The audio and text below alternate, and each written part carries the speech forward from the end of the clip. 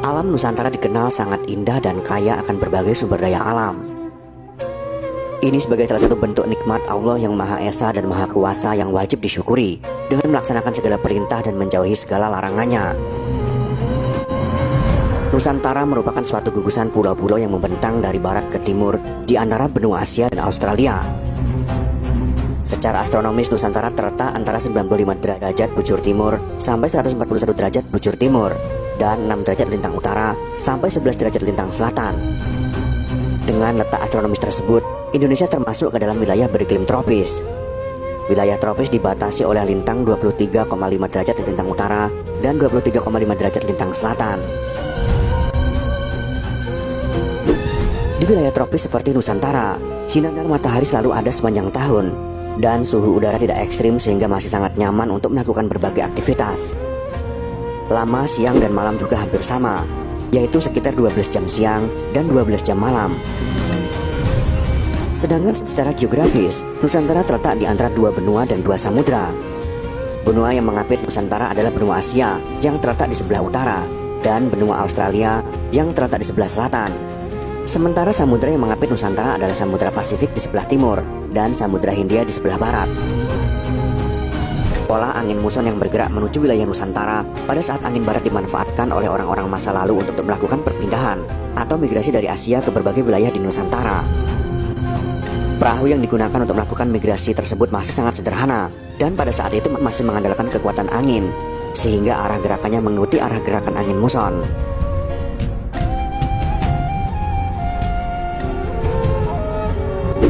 Kepulauan Nusantara sejak dahulu telah menjadi pusat perdagangan internasional di Asia Tenggara. Oleh karenanya, interaksi antara peradaban pun menjadi suatu hal yang niscaya. Di antara peradaban yang saling mempengaruhi dengan diawali pelayaran dan perdagangan adalah bangsa Cina, Melayu, India, Timur Tengah, Persia, dan Eropa. Nusantara dikenal sebagai penghasil rempah-rempah. Selain rempah-rempah, Kepulauan Nusantara juga memiliki komoditas lain seperti emas, perak, batu permata, kain katun, teh, kopi, dan hasil alam lainnya yang bermutu tinggi. Hal ini menjadi daya tarik bangsa-bangsa lain untuk membeli hasil bumi itu. Interaksi peradaban yang terjadi antar bangsa dalam proses perdagangan tersebut tidak hanya mendorong terjadinya proses akulturasi dan asimilasi budaya, melainkan juga benturan antar peradaban. Pedagang-pedagang yang datang dari berbagai penjuru dunia membawa peradaban mereka masing-masing. Pedagang-pedagang yang datang dari India membawa peradaban Hindu-Buddha, dan para pedagang Cina membawa peradaban Konghucu. Pedagang-pedagang yang datang dari daerah Timur Tengah seperti Jazirah Arab dan juga Persia serta Gujarat membawa peradaban Islam. Begitu pula pedagang-pedagang dari Eropa di masa berikutnya membawa ajaran Nasrani. Hindu dan Buddha masuk ke Indonesia sekitar abad kedua dan abad keempat Masehi. Pedagang dari India yang datang ke Sumatera, Jawa, dan Sulawesi membawa agama dan peradaban mereka. Perkembangan agama Hindu mulai dari Pulau Jawa pada abad kelima. Para pedagang juga mengembangkan ajaran Buddha. Hasilnya, kebudayaan Hindu dan Buddha mempengaruhi terbentuknya kerajaan-kerajaan bercorak Hindu-Buddha seperti Kerajaan Kutai, Sriwijaya, Tarumanegara, Mataram Hindu, Pajajaran, dan Majapahit. Walaupun saat itu sudah cukup banyak orang-orang Islam yang hidup di Majapahit, baik dari kalangan bangsawan, para pedagang, maupun rakyat jelata. Sebelum membahas runtuhnya kerajaan Hindu Siwa Buddha Majapahit dan berdirinya kerajaan Islam Demak yang dirintis para wali, berikut ini akan kami sajikan sekilas beberapa teori tentang proses awal mula masuknya Islam di Nusantara. Di antara teori-teori tersebut adalah teori Mekah oleh Profesor Dr. Buya Hamka, teori Persia oleh Profesor Dr. Abu Bakar Aceh, teori Cina oleh Profesor Slamet Mulyono, teori maritim oleh N.A. Balog, dan teori Gujarat oleh orientalis Belanda, yaitu Snow Gronye. Terkait mana yang lebih mendekati kebenaran, kiranya pendapat Profesor Dr. Buya Hamka yang mendasarkan pada berita Cina dari dinasti Tang adalah fakta sejarah yang paling valid.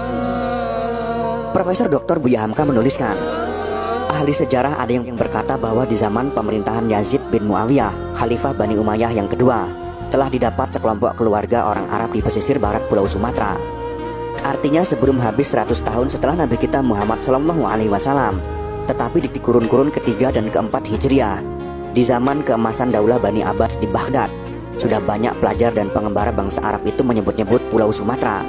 ketika mereka membicarakan suatu kerajaan Buddha yang dikenal dalam kitab-kitab mereka dengan nama Syarbazah atau Kerajaan Sriwijaya yang terletak di Palembang, ibu negeri Sumatera Selatan sekarang ini. Pendapat Profesor Dr. Buya Hamka ini juga dikuatkan oleh pendapat beberapa sejarawan. Di antaranya adalah Profesor Ahmad Mansur Suryanegara yang berkesimpulan bahwa Islam masuk ke Nusantara langsung dari Mekah sejak abad ke-7 Masehi melalui Aceh.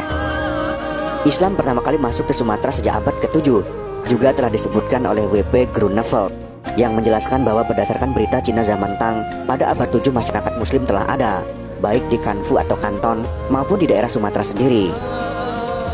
Oleh karena Islam sendiri masuk ke Cina Tiongkok pada abad ke-7 ketika Khalifah ketiga Utsman bin Affan mengirim utusannya yang pertama menghadap Kaisar Yonghui dari dinasti Tang pada tanggal 2 Muharram tahun 31 Hijriah atau 25 Agustus tahun 651 Masehi.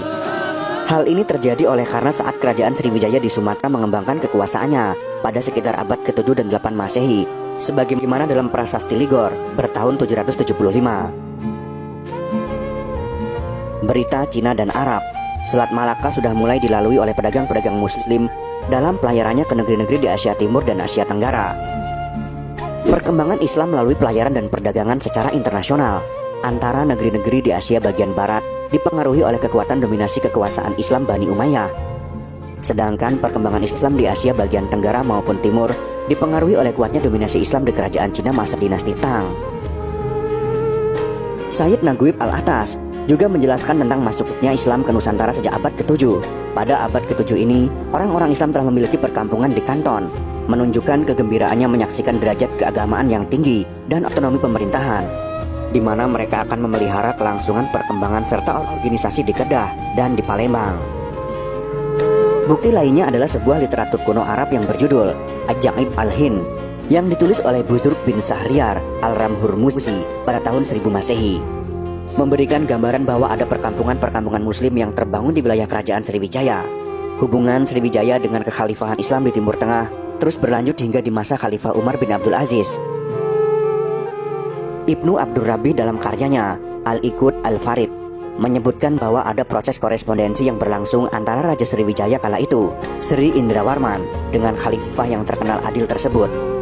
Sedangkan telah diketahui bahwa Khalifah Umar bin Abdul Aziz menjabat sebagai khalifah dari Bani Umayyah selama 3 tahun pada abad ke-8, yaitu sekitar tahun 717 sampai dengan tahun 720 Masehi.